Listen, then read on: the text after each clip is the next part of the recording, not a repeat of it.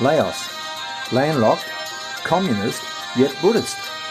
50 ethnic minorities, fishing and farming communities, and is bordered along the mighty Mekong River. Coffee plantations, karst mountains, and really interesting foods. Come and join the journey of discovery. With love from Laos. This film was completed using my old phone, which developed an audio problem while on this program. Apologies for the overdub. Hi. Nothing is more embarrassing than turning up to a location where they're asking a small fee for entrance, and you realise when you change your pants that you brought no money, so there goes my chance for having lunch and a drink. However, they said that 5,000 kip was not a lot of money, it's less than $1. So they said, "Open young, no problem, and I can go in for free." So kind of a lucky day in some ways. Going down here, it's a nice pathway, and the area that I'm in is close to Salavanh. Well, perhaps around about 30 kilometres. It's about 9 kilometres, 8 or 9 kilometres of dirt road to get here. So there's absolutely beautiful forest in here. And apparently this cave is something like 4 kilometres long to be fully experienced and explored. But here you can go in about half a kilometre or maybe a bit further. So we'll see. And if I just turn the phone and turn around, you can see we have some fabulous big rainforest trees here. So I'm going to go and explore. Well, I'm at the cave entrance right now. I can feel the nice cool draft coming up to my face, so that's kind of exciting, although it's probably going to be a bit humid. And just for those people who intend to explore the area, there's a whole list of visit cave suggestions over here. So it's Phouphasouk Cave, and the cave service time is open at 8 AM, closed at 5:30 PM. And of course this basically translates into Australian as keep your pants on. So there's a reasonable path inside. Some places, of course, you have to watch your head. And so there must be an entrance somewhere else, because I can feel an absolute draft coming up this way. So there's a beautiful little stream that you can't really see. It's down in here, and it's flowing through, a little bit gurgling down there. A few lights, a little bit dim. What is incredible here are the sheer number of formations. For those of you less familiar with limestone caves, stalactites hold tight to the roof and stalagmites try with might to go up. You can see the shoals just starting to form too. Often these begin where the water droplets that are carrying the leached calcium are windblown to one edge.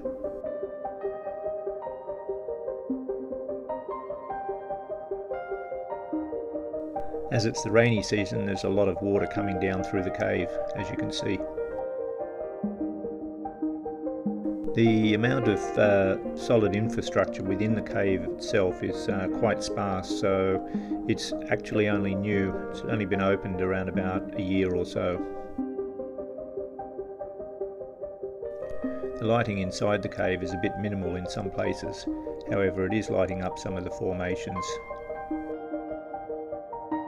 On the floor of the cave you can see the reflection in the water, and if the water's too high they close the cave.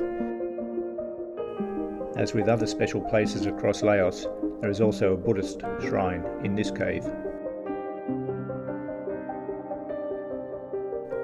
Although it's poorly lit by my weak torch, this section is a large cascade. It's made only from the calcium carbonate deposit. It glitters beautifully in my torch.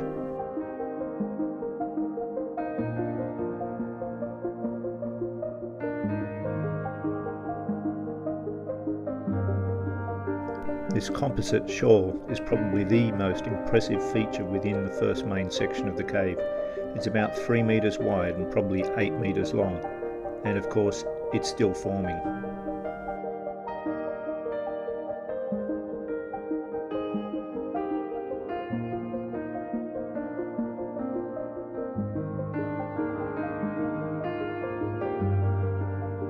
Here you can see the narrow blade of the shoal as it's still growing.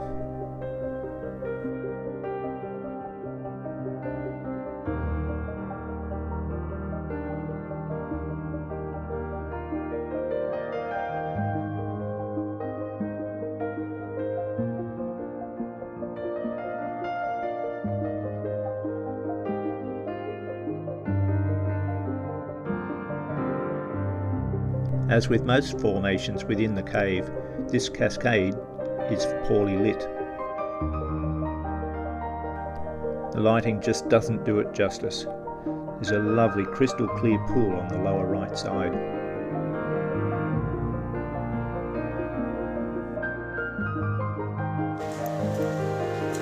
I did explore deeper into the cave, but the boardwalks were under the stream, so I turned around and came back.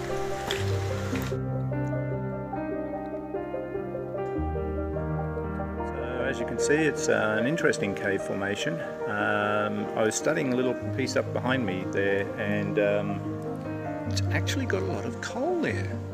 And I did see on the way through this area the other day, there were trucks with big black lumps of coal and horrible dribbly stuff coming out, which is no fun behind them on a motorbike. But anyway, it's probably the best light in this whole cave. It's a great big light up there, and of course I'm using that now, and it's lighting up this great big shoal that I showed you previously. It's a bit more like a stalactite.